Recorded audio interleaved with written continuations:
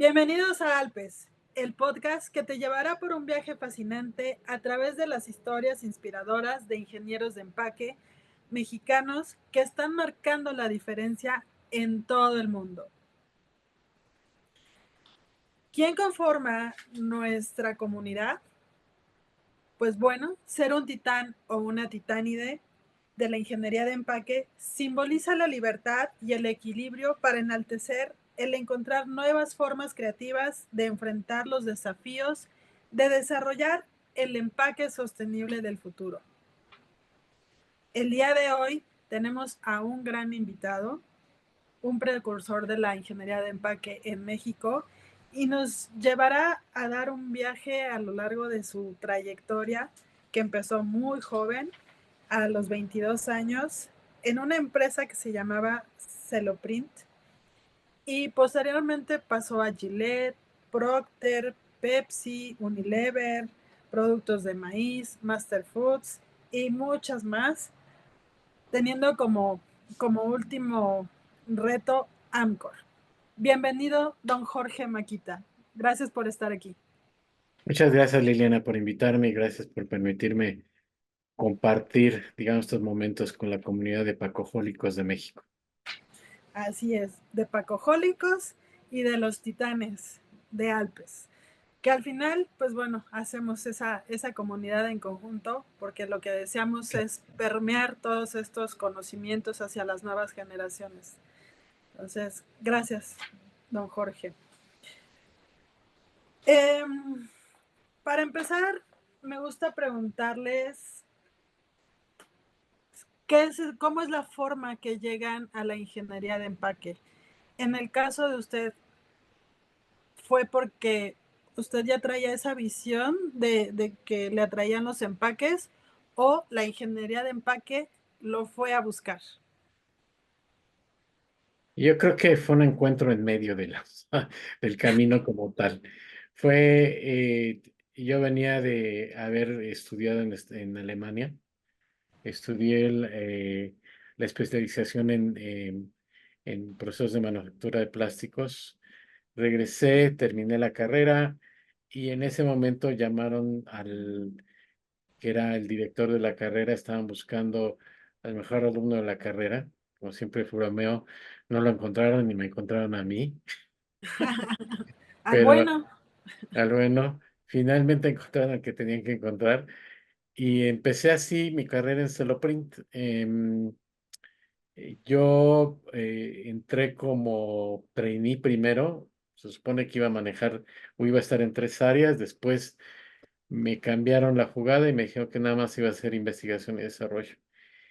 Y ahí es donde empecé este fabuloso camino, digamos, en la parte de ingeniería de empaque. Siempre digo que el empaque flexible fue mi primer amor, pero después hubo otros amores dentro de la carrera que me fascinaron mucho.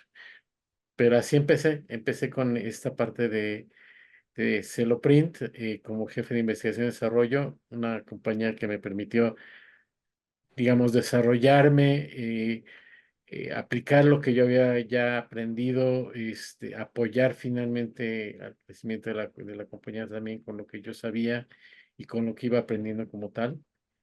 Y así es como llegué. Después de ahí, después de 4 años fructíferos ahí, entre pruebas que hicimos y desarrollos que hicimos, las primeras muestras que hicimos para la bolsa retortable, para sustituir la lata, y los primeros pininos que hicimos para el tubo colapsible como tal, el laminado del tubo colapsible, tintas base agua, recubrimientos de barrera, y digamos un poquito, eh, a ver, descubriendo mi edad, pero yo me tocó cuando empezaba el polipropileno como tal. Don Jorge, me voy a permitir interrumpirlo para que no nos cuente de corrido toda su historia.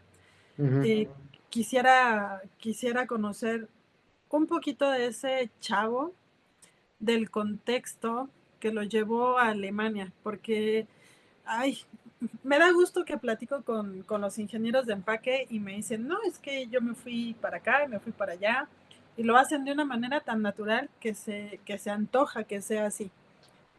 Pero también entiendo que hoy estas nuevas generaciones ya no quieren estudiar una ingeniería porque no lo encuentran como, alguien por ahí decía, no lo encuentran sexy versus un TikTok o un YouTube, ¿no? Ujú. Pero la realidad es que más que sexy, claro que lo puede ser, pero es apasionante la industria de la ingeniería de empaque. Me encantaría que le dijera a los chavos de hoy en día cómo se genera el contexto para ir hacia esas universidades en el extranjero, qué fue lo que lo motivó, cómo consiguió una beca, cómo se financió, ahí, qué retos se enfrentó. Mira, donde yo estudié ingeniería industrial, CENETI, tenía un convenio con la gente de ANIPAC. Decidieron iniciar la especialidad de plásticos en ingeniería industrial, algo que no se veía en ninguna universidad, fue bastante novedoso. Apoyado finalmente en la ANIPAC por parte del ingeniero Eduardo Cruz Prado. Y entonces se abrían estas posibilidades de hacer la especialidad en Alemania. Era, digamos, ya había habido una generación antes de la mía y cuando yo empecé a explorar esta parte que seguía, porque ya me tocaba decidir si me iba a metal mecánico o me iba a la parte de plásticos, decidí por la parte de plásticos. No era fácil porque lo que nos habían dicho es como nada más se abría una vez al año. Entonces, si uno fallaba alguna materia, o sea, tenía que esperar un año para que poder Bueno, volver a tomar la especialidad como tal. Entonces, tomé el riesgo. ¿Por qué? Porque a mí me gustaba esta parte, era la parte más novedosa que existía en ese momento, pero sobre todo porque era un reto finalmente para mí el hecho no solamente de desarrollarme en México, sino conocer y aprender finalmente en otro país como tal, que venía esta parte de la beca. Nos dieron, digamos, esto fue una especie de intercambio con una sociedad que se llama Carl Duisberg, que es el Shaft, que es con la que se hizo el intercambio, digamos, para tener la beca allá en Alemania. Y fue muy interesante, o sea, no tuvo, yo te diría, no fue todo miel sobre hojuelas, como dirían por ahí. Eh, a todos les gana cuando uno anda lejos de la familia, a todos les gana finalmente no estar en contacto con la familia. así Es es. una especie como de nostalgia. Al mismo tiempo, las barreras del idioma, o sea, afortunadamente a mí se me facilita mucho esta parte de las barreras del idioma. O sea, se me facilita aprender y aprendí muy bien alemán, pero no era fácil de todas maneras, o sea, comunicarse con la gente allá. Nuevas mentalidades, nuevas gentes, de escuela, un montón de cosas por el estilo. Pero el reto estaba muy interesante, o sea, a mí me gustó mucho porque el reto era, pues, vamos aprendiendo, vamos mejorando, vamos viendo o sea, cómo puedo desarrollar finalmente todo lo que aprenda aquí, y también al mismo tiempo abrirme para el mundo, ¿no? Conocer Don, culturas diferentes que te permiten como encontrar finalmente que hay 100 puntos de vista diferentes y en cuanto a las cosas que suceden en el mundo como tal. Entonces, don Jorge, así como llegué. y ahora que usted lo ve en retrospectiva, ¿qué tan importante es que haya una escuela donde se imparta ingeniería de empaque en México? Porque lamentablemente las escuelas que estaban desarrollando los pininos para esta industria se están quedando sin alumnos y están decidiendo cerrar estas empresas, estas escuelas, no empresas, estas escuelas. ¿Cómo le afectaría a México y a la industria que no existan estas escuelas? Mira, yo tenía, la cuestión es,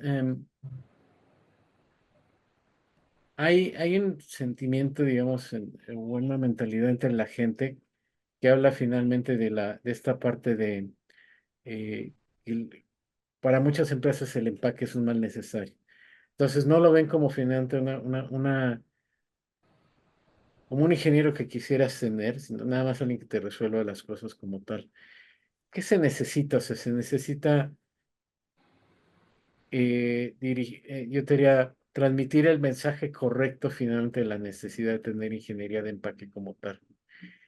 Hay un montón de opciones en términos de diplomados y de muchas cosas, pero al mismo tiempo todos fallan en una cosa muy importante, no estamos generando esta cultura finalmente de ingeniería de empaque, no estamos generando esta cultura de empaque como para que se pueda transmitir.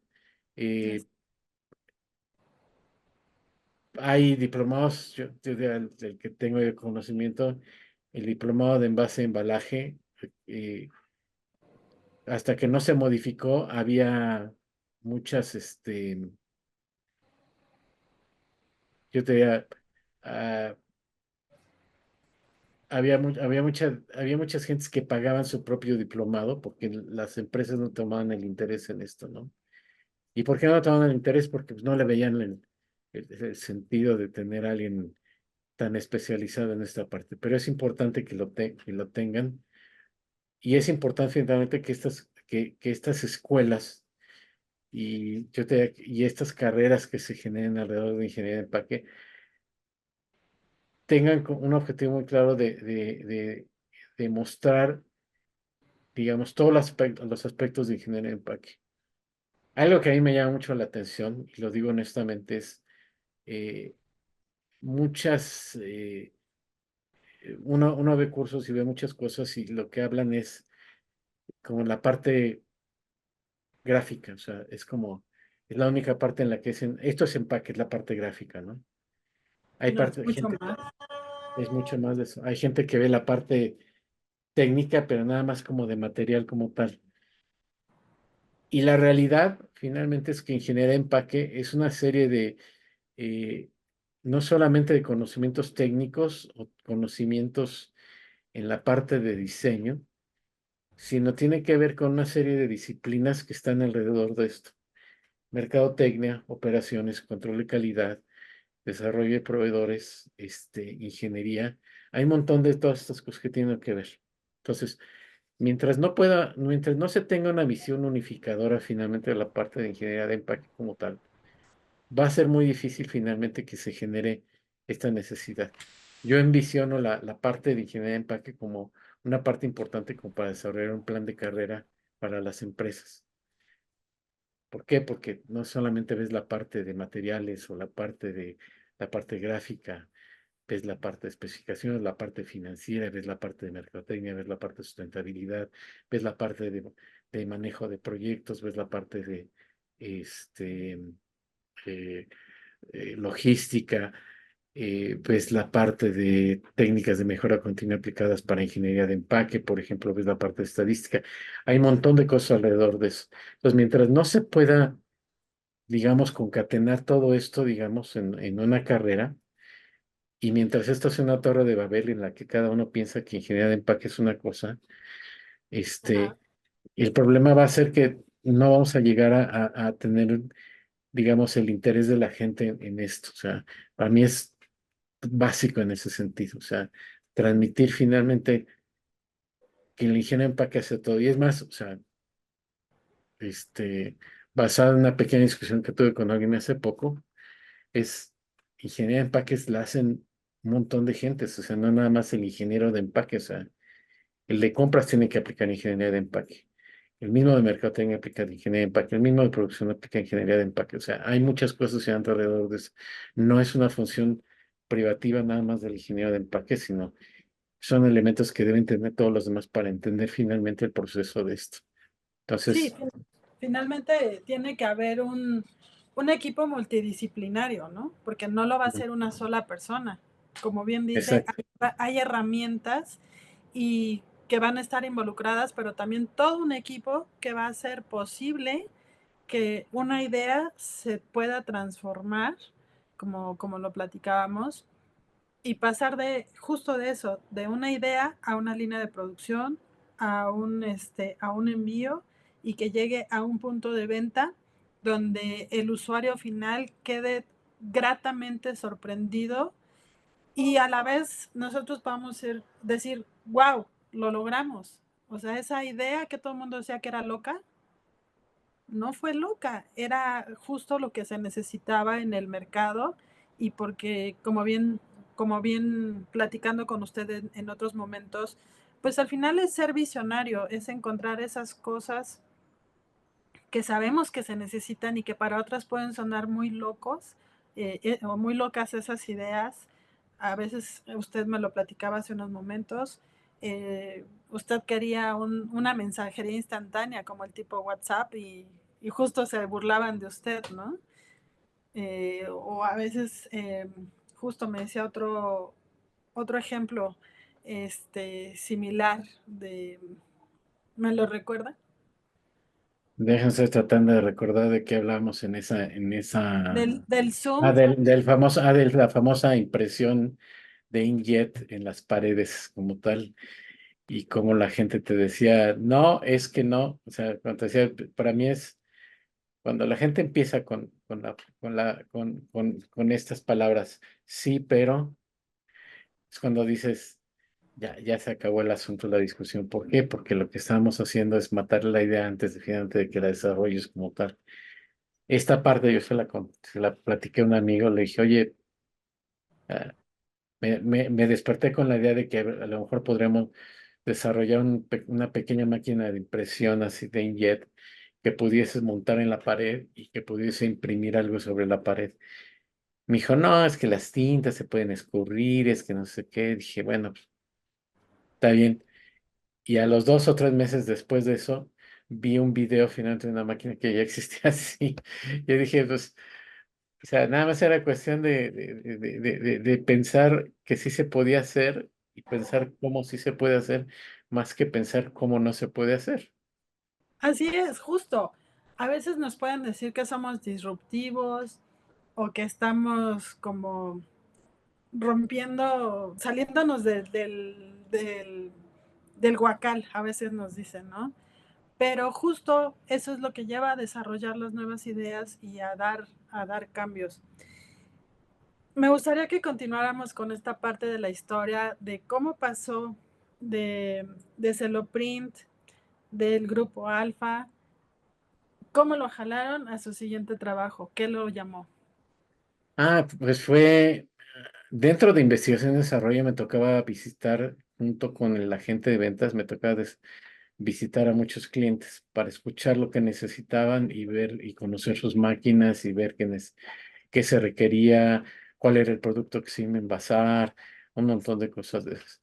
En ese entonces visitaba yo mucho a la gente de General Foods, que en su momento, bueno, se convirtió después en Kraft y después se convirtió en Mondelez como tal. Y en un momento dado me invitaron, me dijeron, oye, pues, la persona que se encargaba de aquí de empaque ya no va a estar, se movió a otro lado, ¿te interesa? Me dije, pues me interesa, o sea, vamos viendo a ver de qué se trata, o sea, y le entré, o sea, yo tengo la costumbre de no, más bien de no preguntarme si puedo o no puedo, sino más bien cómo voy a poder, entonces dije, pues le entro, y vamos a ¿Cómo, ver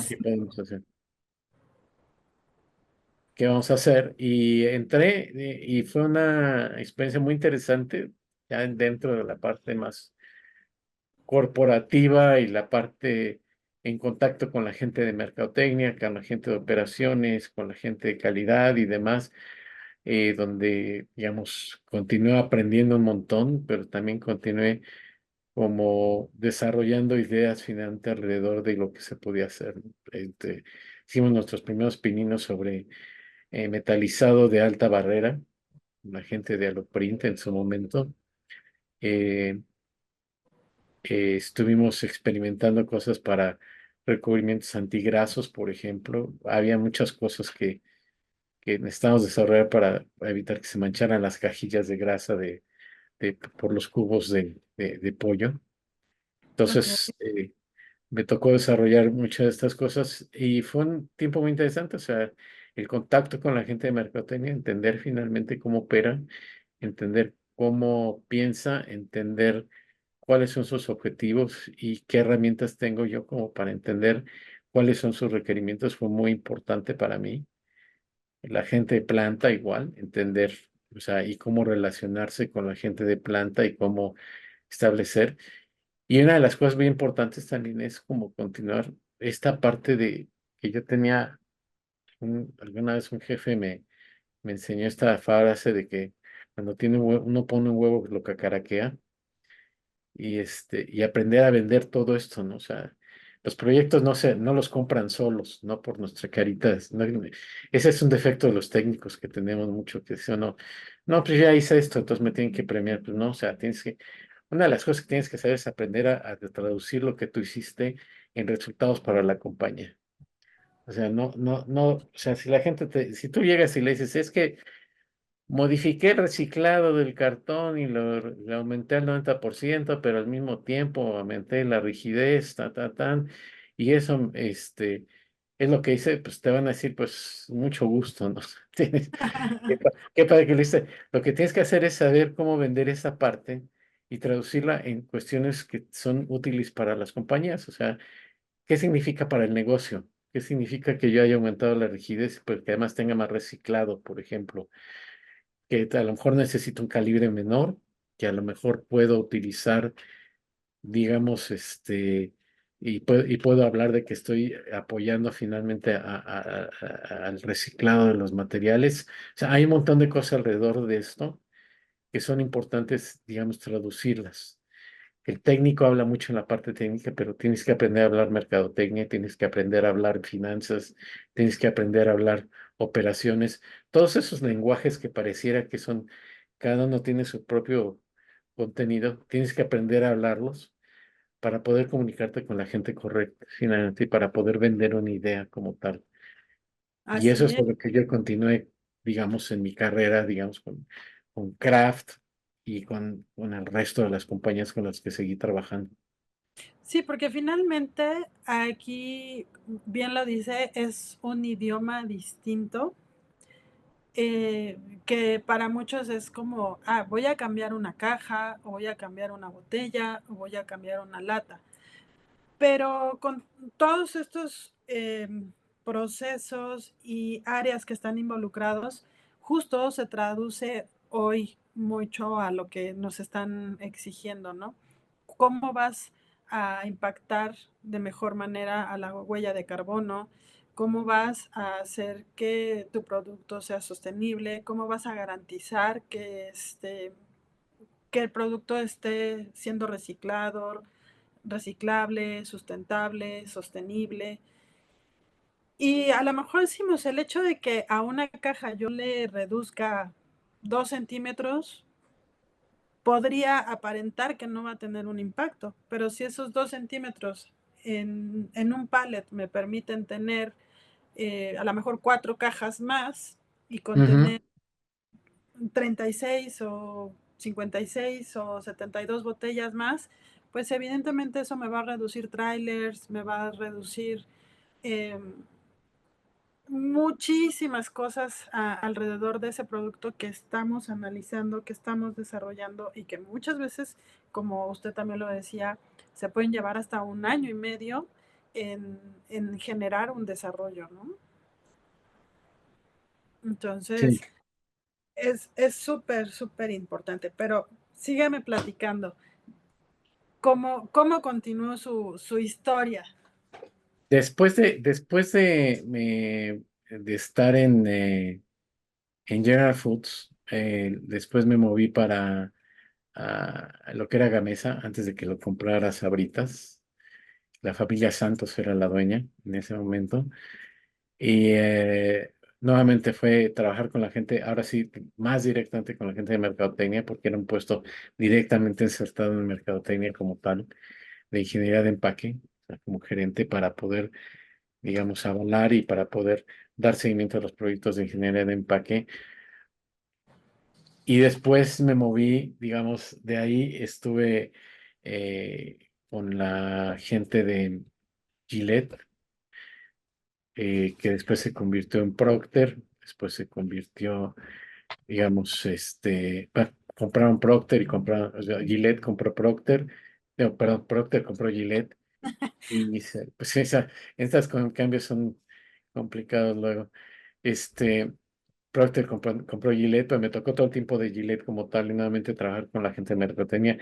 Entender otros productos, por ejemplo, me abrió mucho el camino, o sea, las hojas de afeitar que se necesitaba para protegerlas y demás, plumas, toda la parte de plumones, shampoos, por ejemplo, toda la parte de shampoos, ya empezar a ver la parte de ingeniería, comprar máquinas, por ejemplo, para proyectos de reducción de costos, había un montón de cosas dentro de esto. Eh, salgo de Gillette y paso después a productos de maíz. Y en productos de maíz estuve 11 años, entre que fue productos de maíz, que era una compañía americana que se llamaba Best Foods, y se convirtió después en Unilever, lo compró Unilever. Ahí hubo mucho trabajo con la gente de mercadotecnia, desarrollaron muchas cosas. Me tocó desarrollar la primera laminación de alta barrera y empezar a hacer estos trabajos. Una de las cosas que aprendí, digamos, entre leyendo y pensando en las estrategias es cómo desarrollar una especie de ambiente colaborativo entre proveedores de tal manera que podamos llegar a un resultado.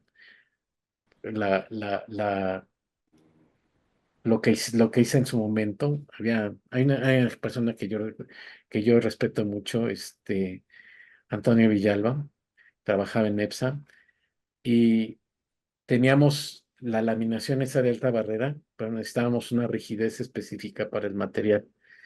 Entonces, lo que hicimos fue, a ver, o sea, NEPSA se va a encargar de la parte del desarrollo del material, de la parte de la, digamos, la capa de sello y de rigidez, que es donde tuve el contacto con Toño, y la gente de Chile estaría teniendo finalmente la parte de la laminación como tal, que era poliéster con polipropileno metalizado. Esto fue muy interesante porque nadie lo había hecho, o sea, era como decirle a este proveedor, o sea, para que logres este resultado, tienes que hablar con este proveedor y con este proveedor tú lo vas a comprar el material y me vas a desarrollar la solución los dos y voy a tener finalmente lo que yo quiero. Ahorramos alrededor de $100,000 en su momento de por este desarrollo como tal. eh, pero fue muy, muy interesante el trabajo que hicimos técnico y de estrategia para esto. Me tocó desarrollar también mucho para la gente de Nor Suiza, o sea, reducir el costo del material, del aluminio que se utilizaba para envolver el cubo de pollo, de Ajá. tal manera que logramos reducir, o sea, y esto fue una especie de, bueno, o sea, me dijeron, bueno, ¿por qué quieres cambiarlo? Y dije, pues, ¿por qué no, no? O sea, debe haber, yo le veo oportunidades, ¿por qué no lo voy a cambiar? Déjame probarlas, o sea, todo está en cuestión de probar si se puede, no se puede y hasta dónde está el límite de esto, ¿no? Entonces, Claro, eh, ¿por qué no? Si exacto, o está, sea, si está para mí era representando una mejora o un benchmarking, ¿por qué no? claro, y la gente, desde entonces había un ingeniero que decía que estaba el modo maquita de hacer las cosas, ¿no? Dije, Ok, pues es que pues era mi manera de decir, bueno, pues no me detengo, o sea, no hay paradigmas finalmente en esto, o sea, tienes que pensar finalmente en las cosas que son posibles y que son probables de hacer y buscar más allá de eso y ver hasta dónde llega el límite de todo esto. Y lo logramos, o sea, de hecho llegamos a tener en su momento alrededor, o sea, incrementamos hasta el 70% el margen del cubo de pollo con la reducción del costo que tuvimos en el aluminio como tal, manteniendo finalmente la maquinabilidad y manteniendo finalmente la velocidad de la máquina, manteniendo a niveles muy bajos la parte de desperdicios y protegiendo el producto como tal. Pero fue como probar, dije, vamos a probar esto, vamos a hacer esto, ta, ta, ta, ta, vamos a hacer esto. Entonces fuimos poco a poco haciendo los cambios y se fueron dando. O sea, fue un cambio que además después fue adoptado por Latinoamérica, en Unilever para las demás operaciones en Argentina, en Colombia y en Brasil como pero tal. que además pareciera insignificante, ¿no? Alguien me platicaba que a veces para envolver un jabón tenían que hacer las mediciones, o sea, más que milimétricas, porque una variación de medio milímetro les podía parar las líneas de producción por más de un día, 2 días, ¿no? Hasta que Ujú. identificaran. Entonces, ahorita usted lo platica muy fácil, pero modificar una línea de producción, generar un ahorro, o sea, realmente son grandes resultados y no cualquiera se atreve a hacer esos retos. Entonces, felicidades. Muchísimas gracias. Sí, y yo te diría todo eso se resuelve finalmente cuando tienes una comunicación constante con todas las áreas. O sea, y hablando de lo que decíamos hace rato, o sea, Mercadotecnia no le importaba si era 15 micras el aluminio, si era 6 micras o era 3 micras, lo que fuera, ¿no? O sea, a Mercadotecnia él nada más veía costos y veía finalmente que la calidad del producto no mermara.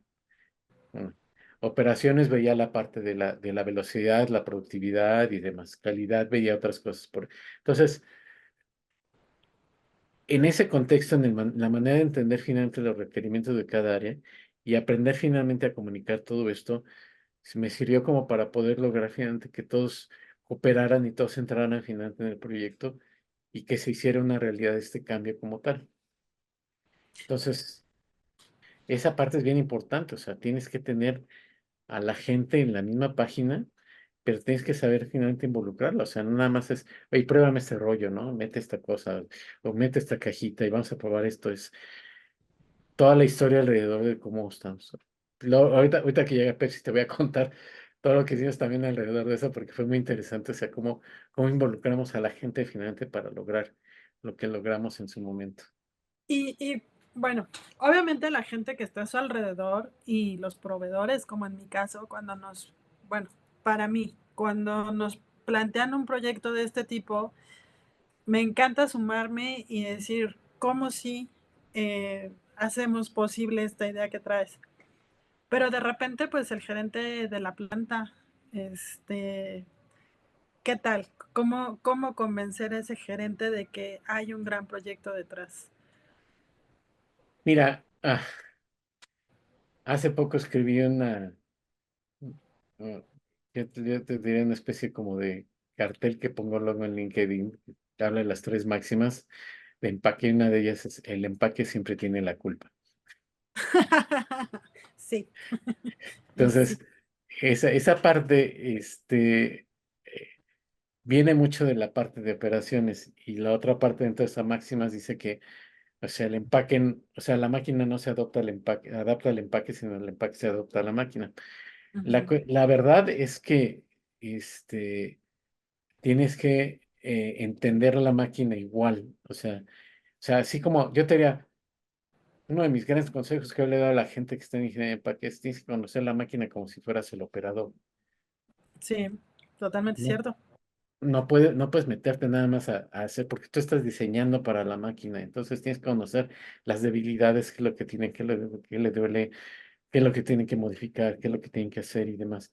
Entonces, cuando hicimos todos estos cambios fue mucho platicar con la gente de operaciones y decirles, bueno, vamos entendiendo de qué se trata esto, o sea, qué cambios se tienen que hacer, qué tiene la máquina, cómo podemos hacer que funcione, qué se tendría que invertir si te tiene que invertir algo para cambiar esto, qué tenemos que cambiar, qué necesitas de parte de nosotros. Entonces, ese trabajo en conjunto ayudó mucho finalmente para que pudiésemos lograr lo que logramos en ese momento.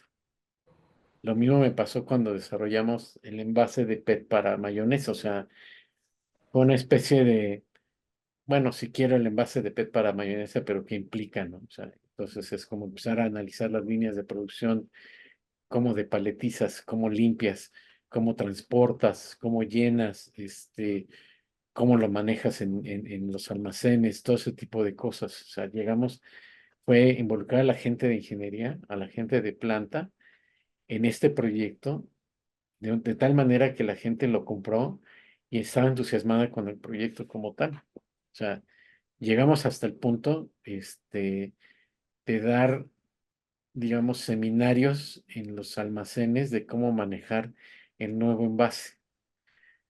Porque lo que le decían, mira, el PET no es indestructible, o sea, tienes que saber manejarlo.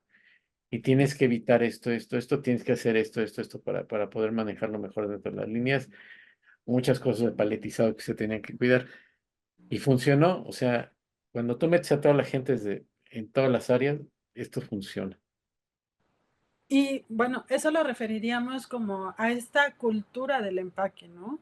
A la importancia que tiene y los grandes resultados que sin duda puede dar y pueden ser visibles de una manera muy, de manera muy financiera, pero también muy, em,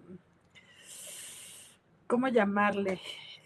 Pues muy realista, ¿no? De que puede haber pérdidas si no se tiene una buena ingeniería de empaque, puede haber colapso en almacenes o en transportación, que al final pues le va a pegar a las utilidades de la empresa. Pero por el otro lado, si nos dedicamos ese tiempo a revisar y desarrollar, pues puede haber un gran potencial en ahorros, ¿no? Y, Exacto. y sobre todo en un mayor impacto hasta en el usuario final. Sí, hay que entender ingeniería de empaque no como te amaneces un día y dices, quiero cambiar esto. Una especie como de eureka, ¿no? O sea, entonces va a cambiar y vas a... O sea, tienes que haber llegado a un análisis muy profundo de todo el ecosistema que maneja finalmente el empaque como tal y ver cómo finalmente cada parte juega un papel importante dentro de esto y cómo logro finalmente resolver esto. Entonces tienes que conocer muchas cosas, hasta la parte de yo te diría de almacenes, donde lo distribuyes y demás. Cuando Yes. estuve en Gillette, yo tuve mis bautizadas de sangre con los ataques que desarrollábamos y luego llegabas a la central de abastos y les decían, no es que en la central de abastos el cielo es el límite, le digo, aquí apilan todo, o sea, hasta el Ajá, techo. así Y yo es. lo entiendo, le digo, porque pues tienen espacio muy reducido, tienen techos muy altos, pues tienen que maximizar finalmente la capacidad de almacenamiento, pero eso no quiere decir que el empaque te va a resistir todo eso, o sea, pero tienes que pensar en esas partes y en esas partes para saber cómo lo logras.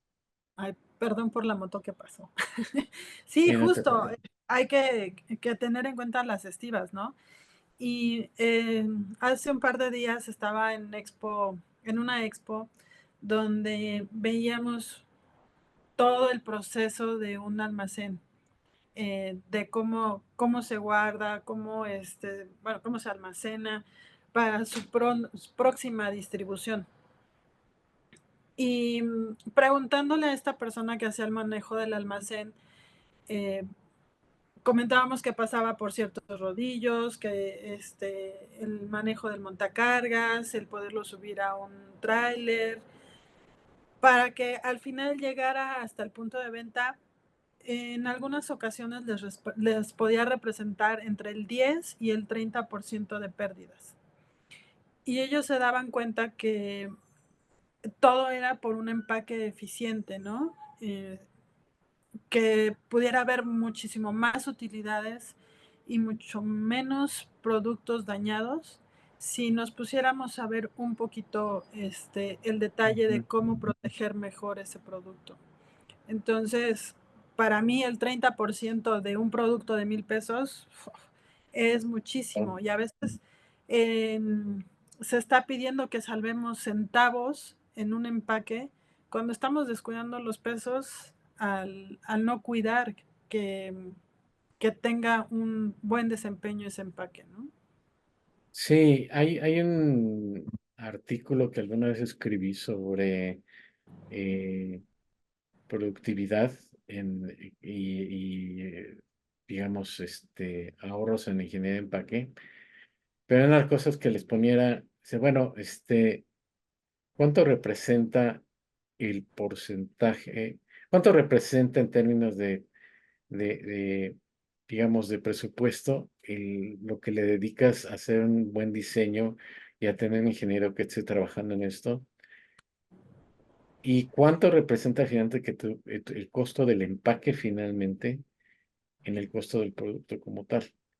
Que a Así veces es. la gente no les dedica mucho, mucho dinero, no le dedica presupuesto, este, pero el costo finalmente del empaque dentro del la fórmula total del costo total es enorme, o sea, puede llegar entre un 30 y 50%. A veces en cosméticos estás hablando hasta del 60-70% del costo total, es el Wow. costo del empaque como tal.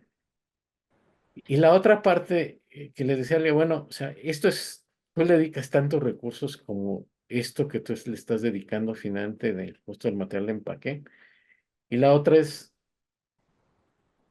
¿qué pasa con productos que tienen un porcentaje muy bajo en términos del costo del empaque, pero cuyo valor intrínseco del producto per se es muy alto? Así es. Televisores, este, refrigeradores, todo ese tipo de cosas. Sí, Una mala decisión finalmente en términos del empaque te puede costar miles de pesos. O sea, ¿por qué? Porque si tú te quieres ahorrar dinero y lo que vas a hacer es dejar de gastar lo necesario, entonces vas a tener pérdidas, pero no nada más va a ser las pérdidas en términos monetarios, o sea, vas a tener pérdidas en imagen, tu marca va a estar dañada finalmente cuando tengas este tipo de problemas. Los consumidores lo pensarán dos veces antes de volverte a comprar, no van a tener la, este, la confianza confianza. para poder comprar el producto nuevamente. Y este es un tema básico en términos de, por ejemplo, comercio electrónico. O sea, comercio electrónico es, o sea, más que otra cosa, tienes que tener un empaque protector, pero al mismo tiempo, bueno, un empaque que te dé una experiencia nueva. Pero la parte de que proteja el producto es bien importante. Y es bien interesante. A mí me prestaron un estudio el año pasado muy interesante de la asociación que maneja toda esa parte de comercio electrónico en México. Y decía, o sea, ¿cuáles son las grandes ventajas o qué es lo que le ven a los productos que se venden en línea como tal? Y hablaban de inmediatez, hablaban de que podías consumir cuando tú quisieras, hablaban de que te llegaba a tu casa, de muchas cosas. No había uno solo atributo que hablara de la experiencia del empaque como tal. Pero eso sí, cuando se les preguntaba las partes negativas, la gente contestaba toda esta parte de que el producto pueda llegar dañado, de que el producto llega, digamos, incompleto, de que el producto llega golpeado. Entonces, ahí, digamos, aunque parezca o no, o sea, aún en las funciones más básicas de ingeniería de empaque y del empaque per se, hay un elemento intrínseco de tu marca que está ahí presente. Y si no proteges tu marca, finalmente el consumidor va a dejar de comprar. Sí, totalmente. Si esto se lo pudiera dejar resumido a un microempresario que no tiene todas estas herramientas que un corporativo tiene, ni todo el presupuesto que un corporativo tiene, ¿cómo podría resumir el empaque y la importancia que tiene que inviertan en él? Bueno, una es, que hemos hablado, o sea, el empaque no es normal necesario. Dos, el empaque es una inversión, no es un costo.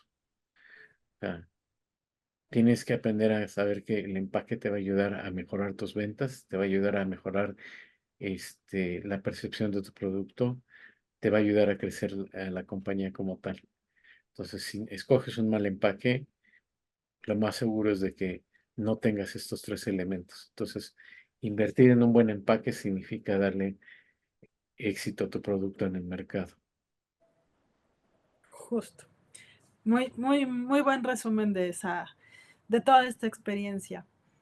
Y bueno, sigamos con la parte de la experiencia. Después de Unilever, estuve 4 años trabajando como consultor, la primera vez que empecé con Pack Innovation como consultor, y ahora la tengo nuevamente en la compañía consultora. Eh, Trabajé con compañías como ACH, con la gente de Jugos del Valle, con la gente de Bimbo, trabajé con la gente de Master Foods, la gente de Lucas allá en Monterrey. Este, fue una etapa muy, muy interesante, mucha gente estaba preocupada por lo que estaba sucediendo con su empaque, pero al mismo tiempo querían aprender más y en ese sentido me tocó impartir muchos cursos en las compañías para esto Ok. y fue muy gratificante, digamos, con Masterfood logramos un ahorro de alrededor de $100,000 cuando modificamos y dijimos, bueno, ah, esta es la rigidez que necesitas meter tú en tu bolsa, por ejemplo, para alimentos para mascotas. La identificamos con un valor numérico y dijimos, esto es lo que debes tener como objetivo, como especificación. No se tiene un material u otro, porque una de las cosas que tenían en la especificación es que tenía, creo que metaloceno, y el metaloceno es carísimo. Entonces yo lo que les dije, bueno, tenemos que deshacernos del metaloceno para mantener la rigidez y tenemos que identificar qué rigidez necesitas para que funcione esto. Ok. Y fue así como llegamos a decir, bueno, esta es la especificación. O sea, yo soy un ferviente creyente de que todo se tiene que traducir en números en términos de cómo funciona un empaque. Ujú. ¿Tiene rigidez? ¿Cuánta rigidez es en términos numéricos, por ejemplo? Si es una tapa que se abre y se cierra, ¿cuántas veces va a funcionar y bajo qué método lo vas a probar? Si tienes que abrir con cierta fuerza, tiene que tener un valor numérico para eso también. Entonces, todo eso se tiene que transmitir, pero te sirve también de base para establecer las especificaciones como tal. Entonces, con la gente desarrollamos primero las especificaciones como tal. Les di un curso sobre empaques, sobre la parte de empaque flexible y especificaciones. La otra parte hicimos un análisis de las especificaciones y los elementos que tenían dentro de la especificación. Y la otra parte fue un análisis de la especificación per se. Y ahí es donde llegamos a los ahorros finalmente que estábamos buscando. De ahí me contactaron la gente de Lucas también, que después se convirtió parte del grupo como tal. Y empezamos a trabajar en algunas alternativas en términos de empaque, de lo que estaban buscando ellos, incluso de los plásticos que utilizaban en su momento como tal. Con ellos mismos trabajé algo en la planta de Moroleón, donde estaban haciendo ya los M&M's y estaban haciendo los Skittles y otras cosas por ahí. Nada más como remembranza de todo esto, era una tentación enorme pasar por todas esas máquinas que estaban produciendo dulces. No tienes idea, era impresionante. Como niño Este, chiquito en la dulcería. sí, fíjate, bueno, sería así, mira, enorme. Entonces, estuve trabajando, digamos, con ellos en términos de desarrollar especificaciones, hacer análisis, por ejemplo, todos estos análisis de barrera, qué es lo que necesitas, cuánta barrera necesitas, por qué necesitas esa barrera, qué materiales se pueden dar esa barrera, todo ese tipo de cosas los trabajamos con ellos. Trabajé con Jugos del Valle, problemas de troubleshooting que tenían, algunos cursos que les di, con la gente de Bimbo, algunos cursos también que les di y algunas cuestiones de ideas que estuvimos trabajando para uno de sus productos como tal.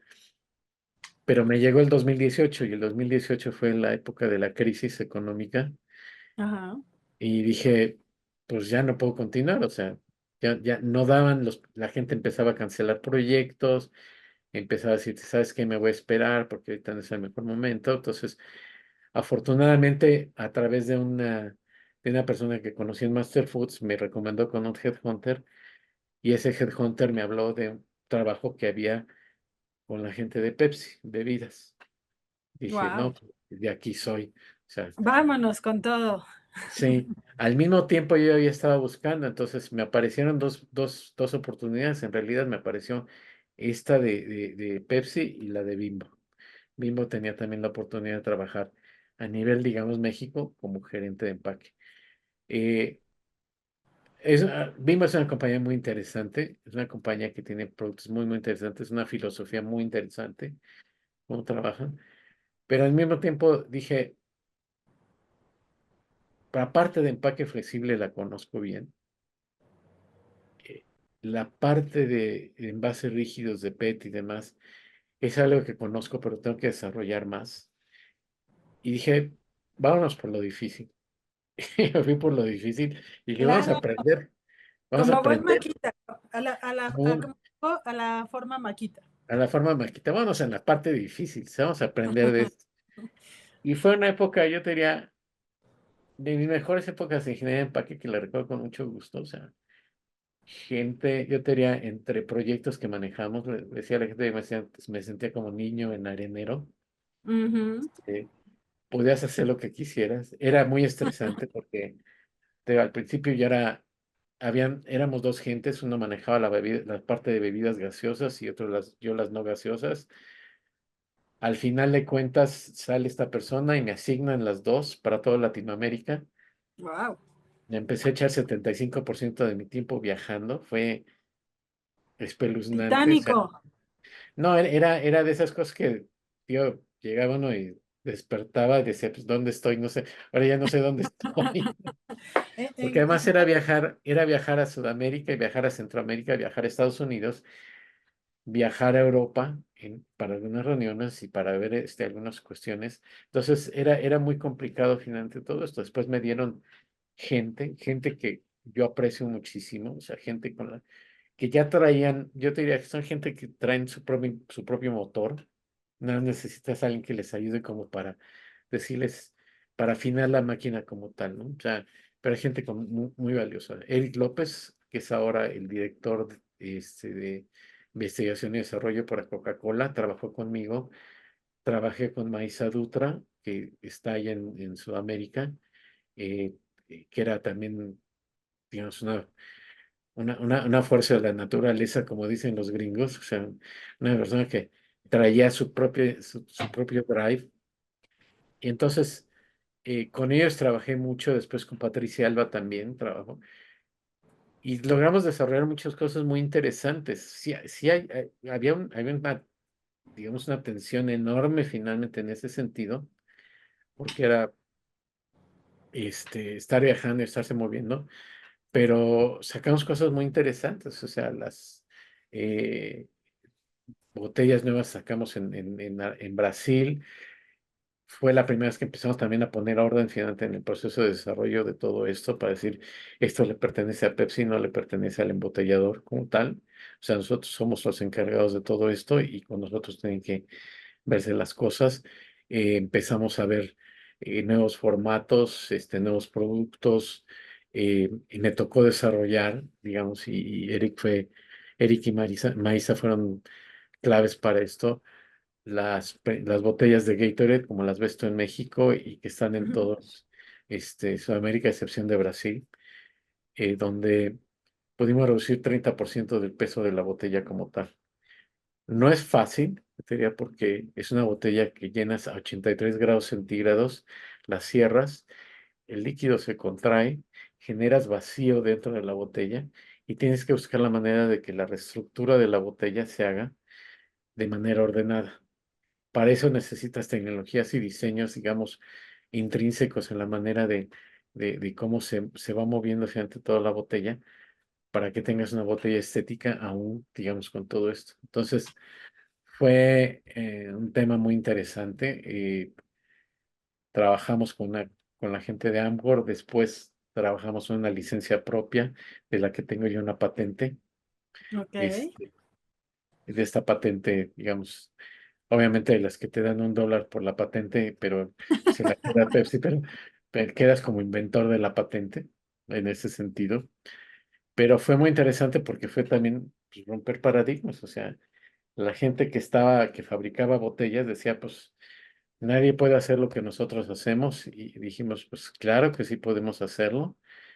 Y conociendo los principios y lo que tenías que hacer, lo desarrollamos con una compañía que está en Ohio, PTI, y con ellos hicimos todas las pruebas y el desarrollo de la botella como tal. Desarrollamos métodos de prueba, desarrollamos una metodología para evaluar las botellas en las líneas de producción para ver qué es lo que fallaba, qué es lo que necesitaba.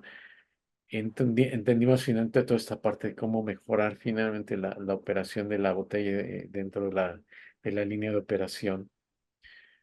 Fue un tema muy interesante porque cuando arrancamos con las primeras botellas hechas por Amcor, teníamos alrededor del 20% de defectivos. La botella tenía indentaciones, abolladuras finalmente, con las que salía de la línea de producción y todos se lo achacaban a la botella como tal. Ok. Cuando cuando empezamos a discutir esto con la gente de calidad de Estados Unidos, pues surgió la idea, porque a mí me dijeron, oye, pues es que nosotros aquí en Estados Unidos lo vemos con alguien del Departamento de Ingeniería. Le dije, pues es que nosotros no tenemos a alguien de ingeniería que haga eso.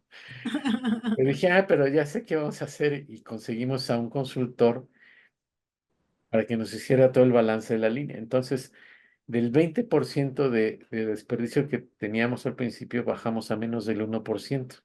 Wow. ¿Y qué fue lo que detectó? Pues había muchas cosas, que es la parte, o sea, nuevamente uno aprende y es como transmitirlo, tienes que conocer bien la máquina. O sea, la máquina tenía problemas en términos de velocidades, en términos de cómo sincronizaban todos los segmentos de la máquina, en cómo llenaban las presiones de llenado, en cómo se iban acumulando las botellas en todos los transportadores, cosas, partes que sobresalían de la máquina hacia el transportador y que hacían que se golpeara la botella como tal. Entonces había muchas cosas. Entonces cuando estuvimos trabajando con el consultor, hicimos toda una lista y un cheque y dijimos esto es. Al mismo tiempo me tocó desarrollar la metodología para poder identificar dónde se daban estos problemas finalmente, o sea, segmentar finalmente la máquina y ver finalmente cómo está cada uno de los segmentos en términos de estos defectivos. Y así es como logramos reducir esto. Fue todo un éxito, o sea, tanto que esta botella que patentamos se fue para, está en Centroamérica, está en Perú, está en Colombia, está en República Dominicana, eh, y ha significado un ahorro muy, muy interesante para Pepsi como tal. Entonces, eh, eso es, digamos, cuando hablas de esta parte de colaboración, también es una parte bien importante de cómo este, involucrar a la gente, sobre todo lo que son los embotelladores que no son fáciles, porque no es tu planta embotelladora, es el embotellador y es por Sí. hacer lo que quieran. Entonces tienes que negociar mucho con ellos y decirles todo lo que se necesitan, pero al final de cuentas digamos, el beneficio de esto y es como se lanzan para esto. Vale la Y, pena decir que mucho tuvo que ver también, yo diría, el apoyo que hubo arriba, gente con la de mis mentores, gente como Cristina Ávila, por ejemplo, gente como Shiram Percatraman, gente que me permitieron finalmente desarrollar mi trabajo. Me decían, ujú. pues, tú encárgate de tu changarro, ¿sabes? Yo no tengo tiempo para estar metido en esto, y te agradezco que estés al frente de esto. Tú Oh, sí. encárgate nada más, repórtanos si hay algo que hacer. Y me dieron toda la libertad y al mismo tiempo, digamos, toda la responsabilidad, obviamente. Y eso hizo finalmente que llegáramos al objetivo. O sea, de hecho, la, la botella como tal eh, resultó premiada, digamos, para la parte de investigación y desarrollo es la parte más, eh, yo tenía más importante, al que le llamaban el Academy Science Award, que daba Pepsi cada año, y lo ganamos finalmente por esta botella y por los ahorros que teníamos como tal. Después de ahí desarrollamos también un sistema que se llamaba Infinity, que era un sistema a base de un cartucho o un pod de plástico que tenía, digamos, dos cámaras, una cámara con un líquido y una cámara con un polvo, separadas por un foil de aluminio. En el momento que introducías el pod dentro de la botella la presionabas, se rompía y hacías que estos dos elementos se juntaran y llegaran y se mezclaran con el agua que tenía la botella. Entonces, de ahí se generaron, digamos, conceptos ulteriores como la botella Genex de Gatorade, con la que este, digamos, se desarrolla una botella para hidratar, digamos, de manera inteligente a los deportistas como tal. De hecho, la primera vez que lo probamos fue cuando fue el Mundial en Brasil. Ok. Todos tenían su botella. Me tocó, de hecho, llenar y producir de estos pots con la mezcla de Gatorade para uno de los jugadores de Brasil. Fue muy interesante el asunto y mandárselas a alguien que fuera al campo de fútbol allá y se las entregara porque no había, no estaba comercializado todavía. Y Entonces, finalmente eso, perdón que lo interrumpa, pero eso también se convierte en una experiencia de marca. claro, completamente. Genera ese efecto wow, ¿no? Como usted dice, hacerle llegar a alguien un producto que ni siquiera estaba todavía en punto de venta, pero es como, ten, aquí está, prueba, haz el mix y qué sensación tiene, cómo lo vives, ¿no? Y ahí ya se empieza a cambiar pues el paradigma de la botella solamente para un solo líquido, pero también yo creo que se debe sentir una gran satisfacción como ingeniero de empaque y que estuvo atrás de todo ese proceso, el ver a alguien tomando por primera vez esa bebida, ¿no? Sí, y en lo que se convirtió es un producto estrella ya ahora dentro del portafolio de Gatorade en Estados Unidos. Este concepto. Eh, Fue un proyecto muy interesante, fue un proyecto yo te diría, tengo, tengo la fortuna de conocer gente muy disfuncional, que le llaman así. Ok. O sea, gente que está en una cosa y después te cambia la jugada y te dice, no, mejor esto, vamos a hacer esto. En este caso fue Hernán Marina, fue una persona muy visionaria, un tipo que fue el que se imaginó el concepto. A mí me invitaron al proyecto por la parte del parque que necesitaba y yo le empecé a poner parte de lo que yo pensaba que podía hacer y cómo se tenía que desarrollar y demás. Pero fue, digamos, este libre intercambio de ideas de lo que podemos hacer. Es bien padre, o sea, si jugar en un arenero es padre, imagínate cuando estás con varios jugando en el mismo arenero y te imaginas varias cosas que puedes hacer y cada uno le está diciendo al otro, pues podemos hacer esto, podemos hacer esto, podemos hacer esto. Este, y fue encontrarte a los jugadores, correctos, o sea, alguna vez, o sea, esto fue, yo te una de las aportaciones principales que me tocó dar también fue, Hernán se imaginaba como estas grandes compañías que hacían máquinas de llenado para las cápsulas de café y demás podrían servir para esto. Entonces estábamos en contacto con todas estas. Entonces alguien me dijo, dice, mira, lo que estás buscando está aquí estábamos en Interpack en Alemania. Ajá. Me dice, está en este hall, búscalo y platícale el proyecto. Y llegué con una compañía italiana mediana, pero el tipo que la manejaba, Roberto Tirelli, un tipo de esos ingenieros que no te dicen no a nada, entonces les dices, quiero esto, sí, te lo puedo hacer, vamos a ver, empezamos a trabajar en la máquina como tal. Al principio fue muy chistoso porque yo le dije, oye, soy de Pepsi, quiero trabajar en esto. Y él no estaba impresionado con que yo fuera de Pepsi, él ya tenía su trabajo, ya tenía todos estos. Pero empecé a presentarle el proyecto y fue lo que le interesó, le llamó la atención. Y entonces empezamos a ver cómo hacer finalmente que funcionara esto, bajo, digamos, indicaciones de cómo se tenía que hacer, se las empezamos a dar. Él desarrolló la máquina para el llenado, para el sellado, para un montón de cosas que desarrolló y fueron como la primera parte gigante que ayudó para generar este concepto como tal. Entonces, esa fue una parte muy interesante, pero siempre como en este ambiente de, pues vamos imaginándonos cosas, vamos viendo cosas, a ver qué puedes hacer, cómo puedes hacer esto más interesante, ¿no? O sea, probamos miles de cosas. Pues yo creo que justo eso es lo más interesante, que dos mentes creativas les empezó a volar la cabeza mientras platicaban, ¿no? Yo creo que me los imagino así como imaginando la máquina, pero el líquido, pero el cómo va a romper, eh, hasta que se haga un solo producto y cómo va a ser el envasado y cómo va a correr por la línea. Este, dos mentes unidas en una misma idea, ¿no? Ujú. Wow, qué maravilla. Entonces, me fascina todo lo que usted ha hecho y pues me contaría que llegáramos a la parte final.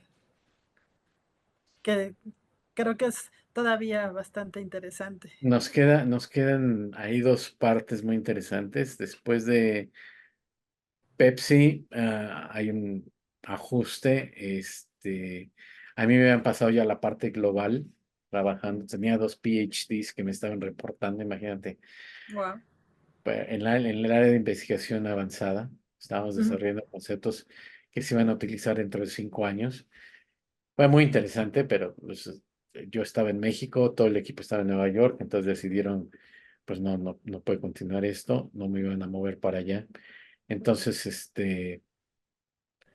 salgo, continué con la parte de la consultoría, pero al poco tiempo yo ya había hecho contacto con la gente de Rekit. Entonces, cuando estoy en medio de una conferencia que se estaba dando, la primera, el Summit de Innovación que organizó la gente de Carvajal en México, Ujú. recibe una llamada de Rekit y dice, oye, ¿todavía estás interesado en nosotros? Sí. ¿Ya Ya. pensaste cuánto quieres ganar? No, bueno, piénsalo. Mañana hablamos y te vienes con nosotros. Y empezamos a trabajar ahí. Y ahí empecé a trabajar, digamos, ya la parte de alimentos en polvo para bebés como tal. Igual, o sea, buscando con la red de contactos que yo tenía de gente, pues era gente con la que me apoyaba yo finalmente para poder desarrollar todo esto. Desarrollamos la primera feria de innovación, muy interesante, porque no nada más tienes un foro y alguien presenta, sino fue como una mini expo, yo te diría como si fuera una mini expo pack, chiquitita en un salón, creo que en el Centro Vasco, o algo por el estilo así, había un piso, Ok. con todos los stands de cada uno de los productos, pero lo que hicimos fue, la mecánica era, y era gente de que desarrollaba producto y desarrollaba empaque, entonces era, a ver, o sea, este es el brief de mi producto, necesito que te imagines cosas de innovación, va a ir gente de mercadotecnia y va a estar visitando y les va a estar haciendo preguntas y demás. Necesito saber, o sea, qué vas a hacer, digamos, para impresionarlos y para que sea un proyecto que sea interesante para ellos también. Entonces, juntamos mucha gente, o sea, había de todos los proveedores posibles, gente que hacía tapas, gente que hacían envases de plástico, gente que hacía laminados, estuvo ahí la gente de HP, Gabriela Coyotzi, con la que trabajamos un buen partner para esta feria de innovación, desarrollamos cosas muy interesantes de un pasaporte digital para que la gente, este, tenía que visitar ciertos stands para poder recibir un regalo a la salida, pues por el estilo para que la gente viera todo lo que había ahí. Ahí es donde estuvimos desarrollando otros materiales, dejé toda una parte de, digamos, ah, de proyectos por hacer en términos de reducción de costos. Trabajé con dos personas muy valiosas, tres, eh, Yasmín Solís, creo que se apellidaba, eh, Marilena y con Margarita Olmedo, o sea, tres gentes que me reportaban como ingenieros de Ajá. empaque. Gente muy valiosa, gente que tenía, digamos, mucha experiencia, pero además mucho empuje. Nuevamente era gente que no necesitabas más que moverlo, o sea, es como cuando hay gente que trae la cuerda puesta y nada más lo tienes que mover sobre la superficie y empiezan a caminar solitos. Así Sí. eran ellas, o sea, y fue muy satisfactorio todos los proyectos que nos imaginamos en esta parte de la Feria de Innovación como tal. Y mi último trabajo fue Amcor, de ahí salí, me fui a Amcor. Estuve en Amcor alrededor de un par de años, después se vino la pandemia, se vinieron muchas cosas y ya, o sea, terminé ahí, trabajé en algunos proyectos de PET, siguiendo trabajando para Pepsi, siguiendo trabajando para la gente de Unilever, cosas de reciclado, la parte de sustentabilidad, reducciones de peso y demás. O sea, eh, digamos que en eso se resume, en unos cuantos minutos se resume todo lo que me he divertido toda la vida. Qué padre. La verdad es que, pues bueno, sí es muy, muy corto el tiempo para todo lo que nos ha platicado, pero sobre todo para lo que ha hecho y para el gran equipo de personas que ha desarrollado.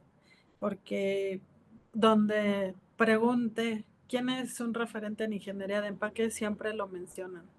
Entonces, eso habla de la comunicación, eso habla del trabajo en equipo que ha hecho, habla de las innovaciones, de cómo ha transformado el mundo, porque querramos o no, justo usted ha transformado el mundo con esas patentes que pues aparentemente valen $1, pero es mucho más el esfuerzo que hay detrás, la dedicación, el alma, la entrega, y que al final es un legado que hoy por hoy se convierte, como usted dice, en algo tangible a través de un 30% de reducción de plástico.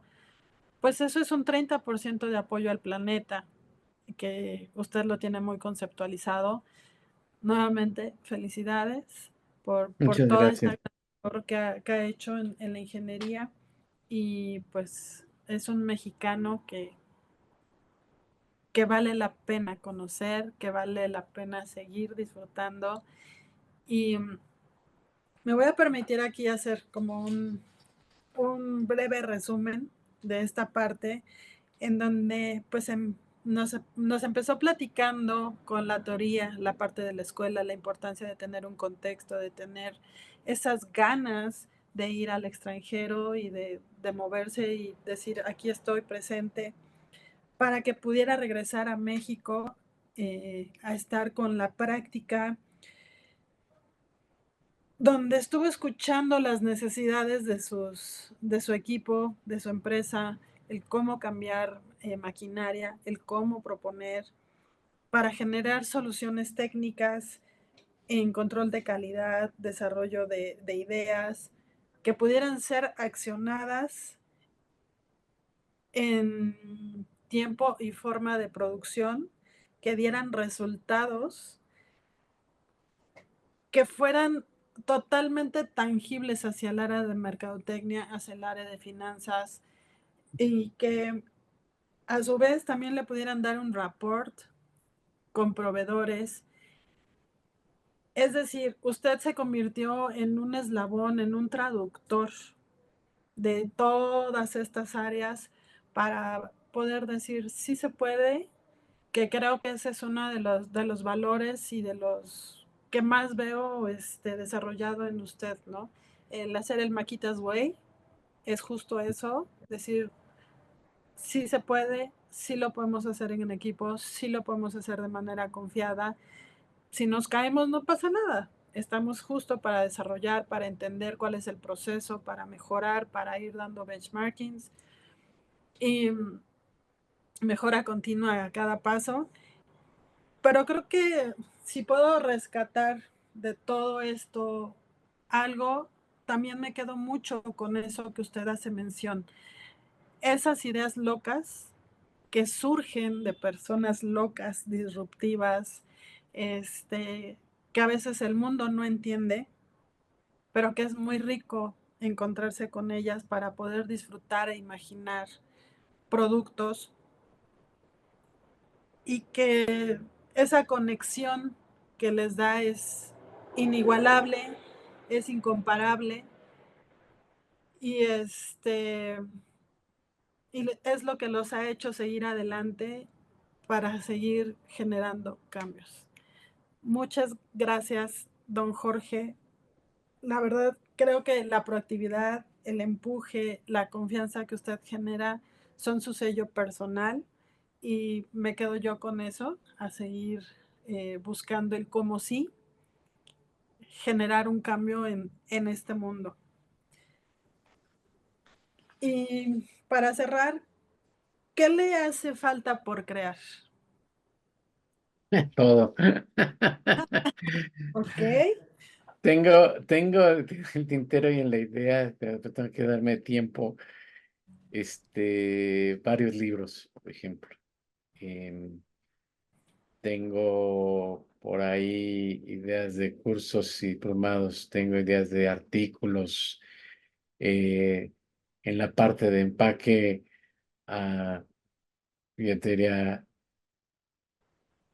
hay mucho por transmitir todavía, no solamente en términos de tecnología, que hay un montón, sino también de cómo traducir y extrapolar finalmente lo que hay tecnología, digamos, para las grandes o pequeñas y medianas compañías y cómo lo pueden hacer. O sea, el, eh, puede sonar como muy teoría, toda esta parte en la que lo que desarrollamos con Pepsi fue, digamos, un presupuesto impresionante, pero pareciera como que la innovación viene nada más de eso, de tener un presupuesto, y no es cierto. O sea, en realidad tienes que tener, o sea, en la conceptualización finalmente de la innovación, se puede dar finalmente, si entiendes finalmente los principios y las bases de dónde vinieron eso, ¿no? Y esa es la parte que me queda por transmitir. Eh, Me queda un camino todavía muy, muy largo en términos de seguir generando cultura Así. en la parte de empaques y generar, digamos, conciencia finalmente de la parte de empaque como tal. Ok, pues, don Jorge, cuente conmigo para generar esa cultura del empaque, para hacer una alianza en, pues, en escribir libros, en bajar toda esa experiencia. Aquí estoy, con todo gusto me encantaría poder participar con usted para seguir dejando ese legado en la cultura del empaque en México. Y bueno, veo que por ahí tiene muchos libros, me encantó su librero. ¿Cuál sería su libro preferido? Mi libro preferido, no vas a creer, pero es El Principito. Ok, hablando de la rosa y el amor. Sí, pero hay cosas muy interesantes dentro de esto. O sea, una al principio, o sea, el Principito dice cuando dibujaba, que tenía la imaginación de pensar en una boa que se había comido un elefante, entonces dibujaba finalmente la boa, pero se veía así como, le decían, ¿qué es eso? Dice, es un sombrero, ¿qué es esto? O sea, y se da uno cuenta que no tenía la imaginación para pensar finalmente en todo lo que podía hacer. O sea, te iba sobre lo más obvio finalmente. Entonces, Ujú, es un libro que es para niños y no es para niños, está bien para hacer reflexionar a los adultos. así es. Eh, Hay una frase que me gusta mucho del Principito, eh, que dice, lo esencial es invisible para los ojos, solo se puede ver con el corazón. Y esa frase es muy, muy, muy profunda finalmente en ese sentido. Más allá de todo lo que tú ves, es lo que sientes aquí, lo que sientes finalmente, lo que hace finalmente que te haga conciencia y que veas las cosas como son. Entonces, entre todas estas, porque tengo, digamos, libros me encantan, tengo libros muy viejos, me conseguí viejos libros de colección. Me gusta mucho la novela histórica, sobre todo en términos eh, de temas científicos, de Big Bang, la historia de la bomba atómica, por ejemplo, ahora que salió, bueno, a relucir lo de Oppenheimer y la Ajá. película como tal. Yo ya me había echado un libro muy interesante sobre eso, cuestiones de computación, cuestiones de conceptualización y de innovación, por ejemplo, como tal, temas técnicos, obviamente, pero mucho es la parte de la parte histórica. Y me interesa porque la parte histórica tiene un efecto muy interesante finalmente en la sociedad como tal. Entender de dónde viene, por qué viene, de dónde viene, es importante para saber finalmente por qué estamos donde estamos, qué es lo que tenemos que evitar, qué es lo que tenemos que hacer para que lo podamos superar y lo podamos hacer mejor. Ok. Y bueno, se me estaba olvidando es como un juego que, que me gustaría que me contestara el empaque que se le viene de acuerdo a la época que le voy a mencionar. Le voy a mencionar una generación, X, millennial, demás, una, la forma en que se comunicaba en aquel momento y algo tecnológico. Y que usted me conteste el empaque que se le viene a la mente. Ejemplo, cuando yo era pequeña, el empaque que yo recuerdo es el del clásico cucurucho de periódico, ¿no? para poder transportar el arroz, para cosas como muy sencillas. Pero al final es un empaque, pues como milenario le podríamos llamar, ¿no? Pero que hoy se sigue utilizando y que muchos están pidiendo que regrese. Para la gente les llaman los grandiosos. La gente de la Primera y Segunda Guerra, su forma de comunicación sin duda era las cartas. Y la tecnología era que empezaban a usarse los carros, empezaban a aparecer los carros. ¿Qué le recuerda el empaque? De acuerdo a la historia que ha platicado. Ah, hojalata, mucho de hojalata. Fue la época de oro del hojalata, latas, había latas de todo, enlatados, aunque la parte del autoclave y demás la habían inventado desde el tiempo de Napoleón, tenía tuvo un apogeo muy interesante, sobre todo en la Segunda Guerra Mundial, porque era una manera de transportar alimentos, por ejemplo.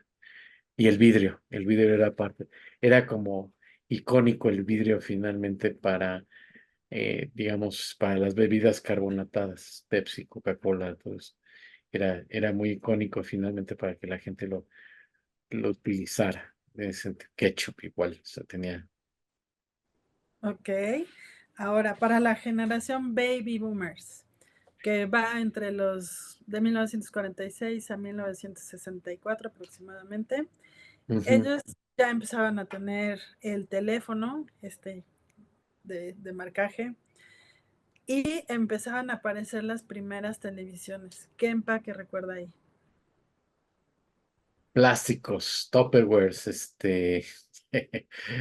Sí, empezaban mucho en esa época. Hay una película muy, muy interesante, El Graduado, Dustin Hoffman, y hay una escena que mucha gente en la industria donde estaba yo la recuerda, que le dice, el que se supone que es el cerebro, le dice a Dustin Hoffman, dice, plásticos, dice, tienes que pensar en plásticos.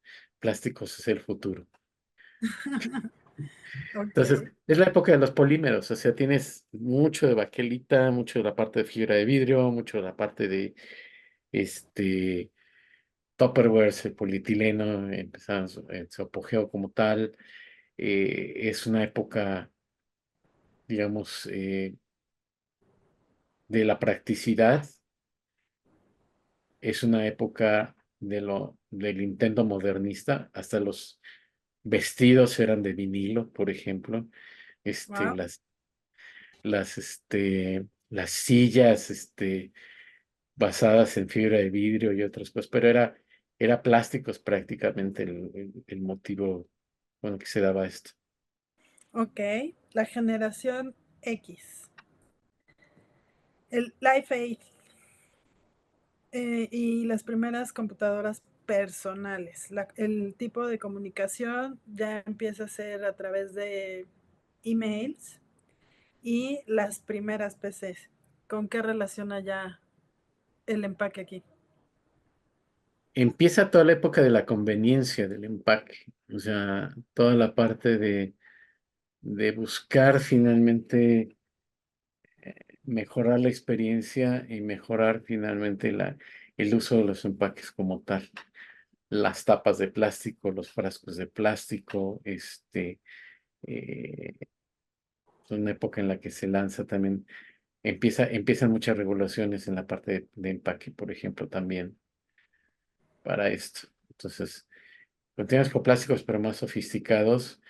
Es una época también donde el empaque era el producto, o sea, era los, yo te diría, los excesos en el empaque que eran muy celebrados, por ejemplo, para lo que se utilizaba en Japón, era impresionante. O sea, mucho cartón de mucho lujo, de ese tipo de cosas. O sea, es lo que más recuerdo yo finalmente en ese sentido.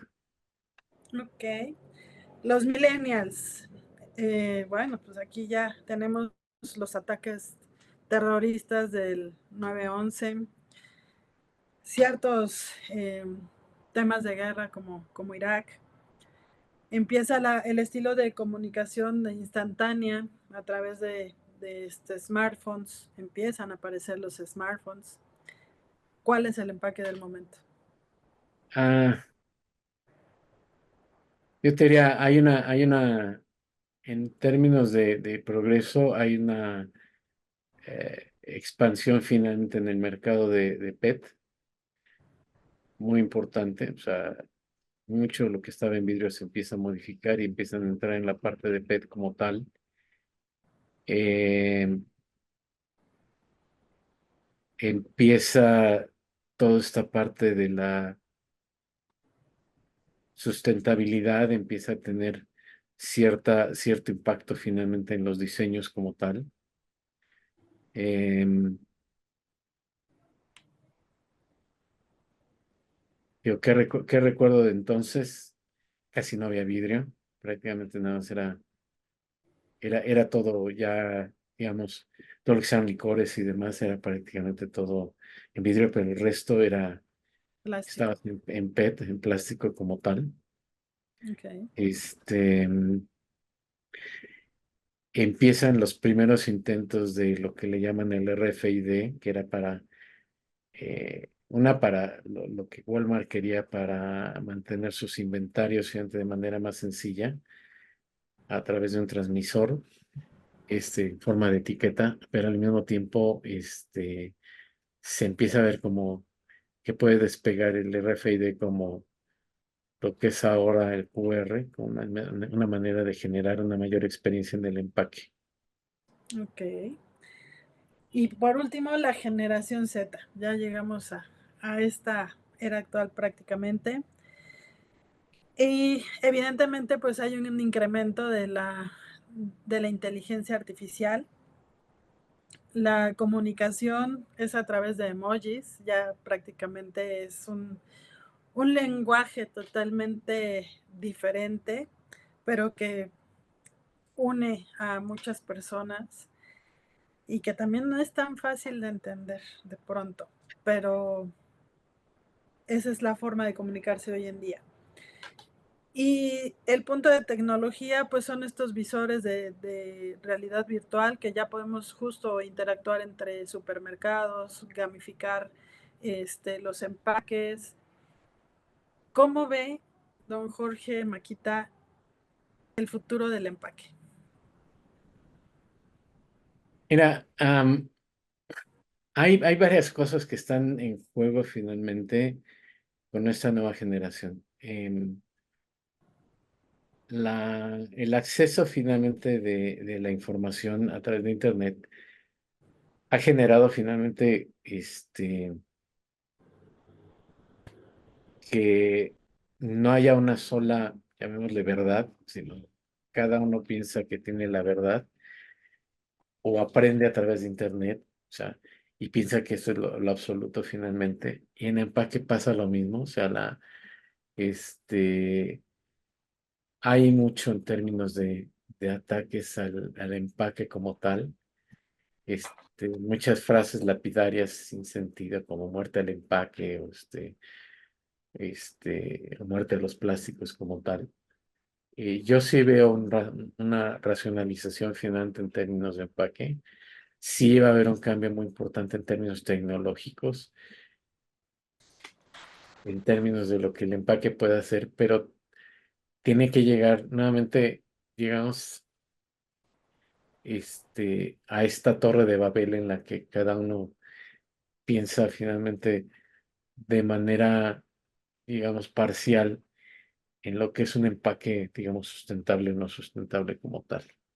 Entonces, yo creo que se van a estar, o sea, más allá del empaque que sí hay que cambiarlo. O sea, hay cosas que han llegado a un exceso finalmente que tienes que empezar a pensar cómo lo modificas.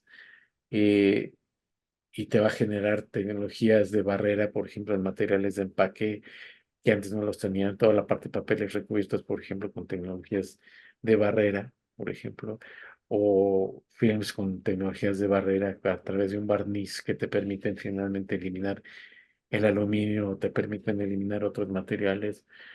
monomateriales como tal. Esa es la otra parte hacia donde va esto. Eh,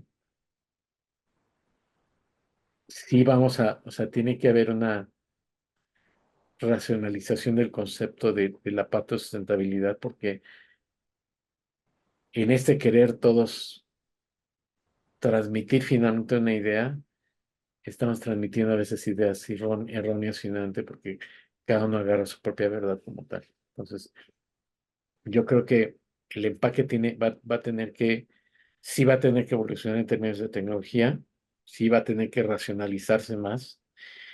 Conceptos como size impression van a tener que ser revisitados por parte de la gente de mercadotecnia. O sea, no Ajá. puedes seguir viviendo con un size impression que te genera más material de empaque y más plástico, más consumo finalmente de recursos no renovables, pero también los términos de vida de aquel como tal. O sea, no podemos seguir soñando que vamos a tener vidas de aquel de 2 años, Ujú, o sea, quizás no, ni siquiera de un año como tal. Eso significa que alrededor del empaque, la parte de logística, la parte de distribución, la parte en la que se hace llegar todo esto, va a ser muy importante. Y al final, la última barrera dentro de todo esto es llegar a lo que yo le llamo el empaque más allá del empaque. Es decir, eh, junto con todas estas tecnologías y estos nuevos materiales, esta racionalización, es cómo generas finalmente una experiencia del empaque y se extienda más allá finalmente de recibir el empaque como meramente transportador del producto que tú estás buscando. Esto sobre todo es muy importante para la parte de comercio electrónico. En comercio electrónico tú no tienes la posibilidad de tocar nada, o sea, tú nada más lo ves la fotografía y demás. ajá. Te llega la caja, tú la tiras la caja. Te llega el empaque, tú tiras el empaque como tal. ¿Cómo haces finalmente que hay una interacción más profunda dentro de esto? Toda la parte de realidad aumentada va a ser una parte importante dentro de esto para generar esto. Tienes que aprender a generar historias a través del empaque como tal. O sea, no nada más generar eh, digamos, un empaque que proteja, sino un empaque que cuente historias también y que enamore finalmente a través de estas historias al consumidor como tal. Eh, tienes que tener una manera de socializar finalmente lo que estás haciendo en términos de empaque para que se convierta en un efecto, digamos, multiplicador. Si estás recogiendo botellas o estás reciclando, estás haciendo algo que se vuelve en un concepto multiplicador. Entonces, la época la era digital es bien interesante, tiene un montón de oportunidades para las empresas si logran finalmente hacer conectar a través de esto al consumidor con el producto a través de estas experiencias del empaque como tal. Ok. Yo siempre lo he dicho y lo pongo, digamos, sobre la mesa, o sea, cuando la gente te dice, no es que el empaque te enamora, pues en realidad no te enamora, o sea, lo único que te hace es a primera vista es la primera vez que te consigue, a lo mejor te consigue la primera cita, Te atrae. te atrae para la primera cita, pero lo que va a generar finalmente que tengas un compromiso y que se dé el vivieron felices para siempre va a ser la experiencia de esto. Y el empaque es esta conexión afectiva entre el producto y el consumidor. Entonces, si logramos conectar esta parte, logramos conectar al consumidor. O sea, y logramos enganchar al consumidor para que esta historia sea una historia de largo plazo y no solamente esté basada en espejitos o esté basada en colores brillantes y cosas por el estilo. O sea, uno sabe que un hombre todos los metrosexuales tienden a ponerse, o sea, se ponen guapos, se visten muy bien, se hacen un montón de cosas, ¿no? Pero en realidad, o sea, al final de cuentas o sea, cómo te va en la primera cita y en las subsiguientes, o sea, no es nada más cómo te va en la primera, o sea, es la única manera que vas a poder atraer a una mujer, o sea, es tu carácter y no es cómo te ves, o sea, lo mismo en el empaque como tal. Sí, justo. Y yo digo que hay dos áreas. El diseño de empaque, que es el que te atrae, y la ingeniería de empaque es la que te apasiona, porque la que te hace que quieras conocer más, la que te hace ir hacia algo más profundo, porque pues entendemos que la ingeniería de empaque es una disciplina, una profesión que aplica conocimientos técnicos, científicos, normas, modelos con propósito para diseñar estándares, sistemas que fueron procesos que se pudieron implementar, tanto en materiales, estructuras, logísticas, eh, que son usados para una producción del producto y su perfecta entrega. Va mucho más allá de lo que podemos ver en el arte simplemente, ¿no? Entonces, en verdad, don Jorge, gracias por este tiempo que nos ha dedicado. Gracias por hacernos ver que el contexto es lo que nos hace entender que hay más allá, como en ese principito y esa boa, ¿no? Eh, Cada quien va a ver lo más importante de acuerdo a su contexto, va a reflejar lo que nuestra historia nos haya enseñado. Para unos era un sombrero, para otros un sombrero a lo mejor sin valor en ese momento para lo que está viviendo, para otros a lo mejor será una boa con un elefante adentro con gran imaginación que abre las puertas hacia nuevos retos y a decir sí, sí se puede. Exacto. Gracias, don Jorge. No, En pues verdad, muchas gracias.